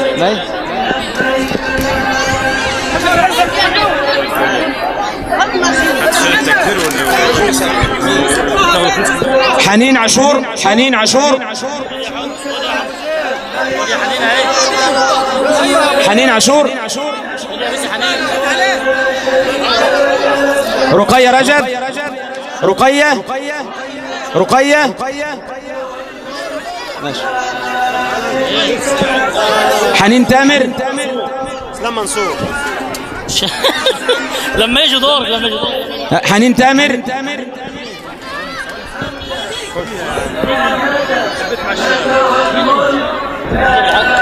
زياد ربيع. زياد ربيع. خد يا زياد. خد يا زياد. خد يا زياد. ما خدتش شهاده. حبيبة أحمد مصطفى. حبيبة أحمد. جنى محمد عبيد. جنى محمد عبيد. جنى سامح عبد المنعم. مع عمك أحمد. جنى سامح. جانا محمد اهي. جانا محمد اهو. جانا فين خد. أنس عبد الحليم. أنس عبد الحليم. أحمد صبري. أحمد صبري. جانا محمد عبيد يا شيخ. جانا اهي. خد يا جانا. جانا محمد عبيد معاه. أحمد صبري.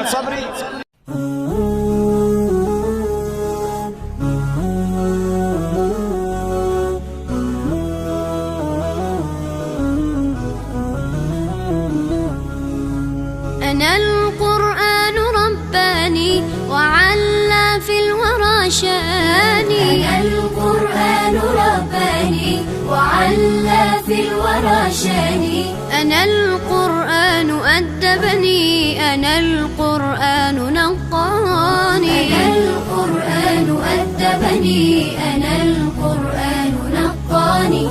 أنا القرآن يسري في شراييني ووجداني.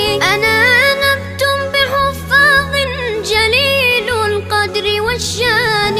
لهم نور يعانقهم يضاهي شمس أزماني. نجوم في هدايتهم منار لكل حيران. لطاف في تعاملهم كمثل الورد صنوان. تعالت في الدنا أيدي لهم زرع بأوطاني. لهم غرس بفردوس رعاه المنعم الحاني. رعاه المنعم الحاني. أيا حفاظ يا جيلا تسامت فيه أوزاني. ستشرق شمسنا يوما سيخرج فجرنا العاني. ونمضي نسعد الدنيا ويعلو ذكر قرآني. ويعلو ذكر قرآني. أنا القرآن رباني وعلى في الورى شاني. أنا القرآن رباني وعلى في الورى شاني. أنا القرآن أدبني. أنا القرآن نقاني. أنا القرآن أدبني. أنا القرآن نقاني.